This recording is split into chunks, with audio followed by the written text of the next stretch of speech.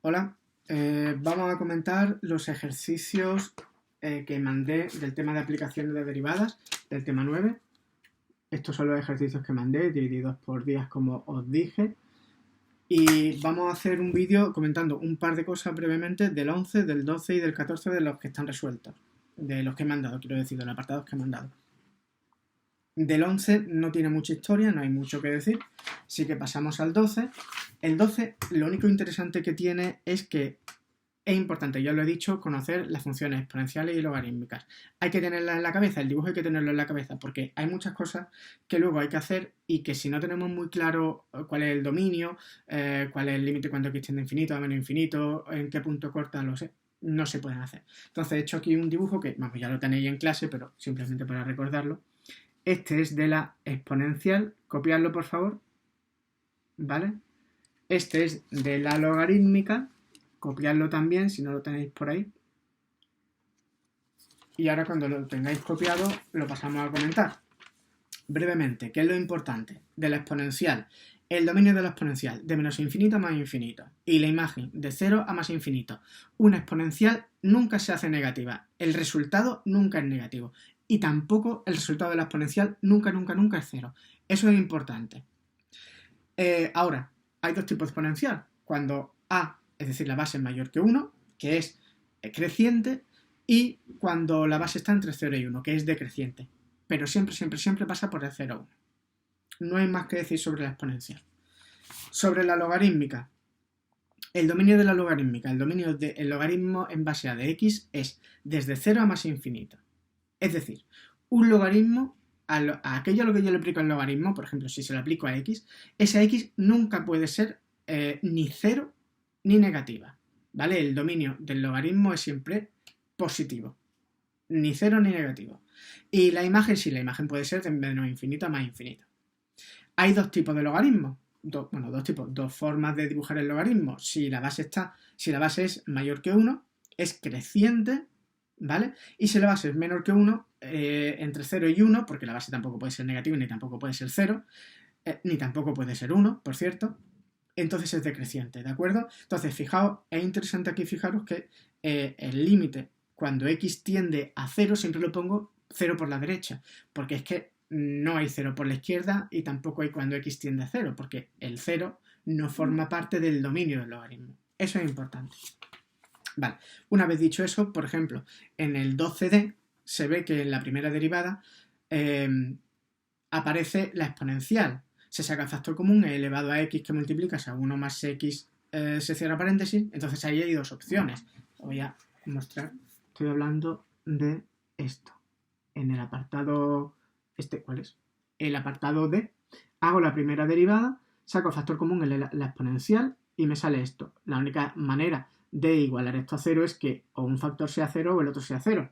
Pero claro, como hemos visto, la exponencial nunca puede ser 0. Por tanto, esa opción la quitamos. Solo puede ser que x sea igual a menos 1. ¿De acuerdo? Eso es importante y hay que saberlo para tratar con la exponencial. Y luego en la f, por ejemplo, el dominio, hay que saber cuál es el dominio del logaritmo. ¿De acuerdo? Bueno, sí, bueno, hay que saber cuál es el dominio del logaritmo para luego decir que es cóncava en tal intervalo. Se hace la primera derivada, se hace la segunda derivada y la segunda derivada sale menos 1 partido x más 1 todo y al cuadrado. Esa segunda derivada siempre es negativa, porque lo de abajo está elevado al cuadrado, siempre positivo, lo de arriba es menos 1, por lo tanto la división siempre es negativa, por tanto esa función es siempre cóncava. Pero claro, hay que saber cuál es el dominio del logaritmo neperiano de x más 1. ¿Por qué? Porque si tú vas a decir que esa función es cóncava, tienes que decir dónde es cóncava. Entonces, para ello, tienes que saber que el dominio del logaritmo neperiano es el argumento de ese logaritmo tiene que ser mayor que 0, porque es lo que he dicho antes. El argumento de un logaritmo nunca se puede aplicar a nada que sea negativo. Siempre el dominio va desde 0, sin contar el 0, hasta todos los hasta todos los números positivos. Por tanto, aquí, para saber cuál es el dominio del logaritmo, hay que hacer la inecuación x más 1 mayor estrictamente que 0. Y ahí sale el intervalo de menos 1 a más infinito. Por tanto, la solución es, esta función es cóncava para x perteneciente al intervalo paréntesis menos 1 hasta más infinito. El infinito obviamente siempre con paréntesis, nunca con corchete. ¿Vale? Entonces es importante tanto saber el logaritmo como la exponencial. Igual también en el 14b, que también hay que saber cuál es el dominio de esa función, también de 0 a más infinito, porque ahí tenemos un logaritmo neperiano de x.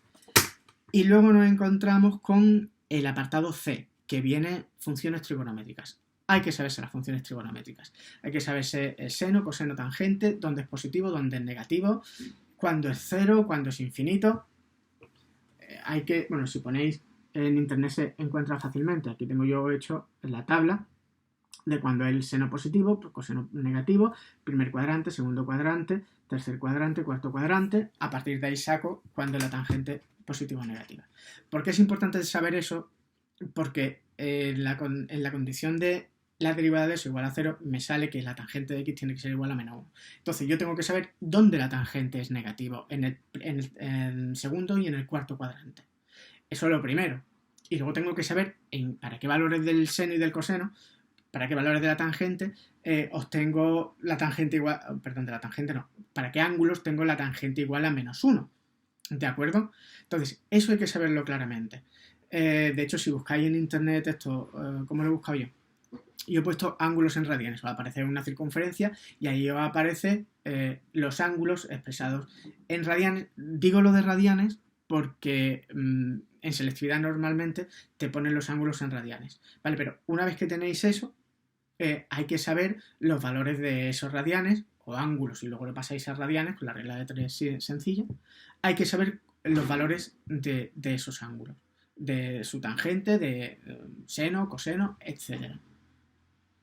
Y también hay que saber unas equivalencias básicas de ángulos y radianes, es decir, hay que saberse en radianes 45 grados, 30 grados, 90 grados, 135, 180, 270, eso hay que sabérselo, sí o sí, sus signos y sus valores. Un comentario más. En el C, cuando tenemos el máximo y el mínimo relativo, que salen 3 pi cuartos, que es 135, y el mínimo en 7 pi cuartos, que es 315, para expresarlo bien, luego hay que sumarle más 2kpi, más 2kpi con k perteneciente a los números enteros. ¿Por qué? Porque sabemos que seno, coseno y tangente son funciones periódicas de periodo 2pi. ¿De acuerdo? Por mi parte, nada más, no hay más que comentar, así que espero que os sirva esto. Si hay alguna duda, pues me lo dejéis en los comentarios y yo procuraré responder.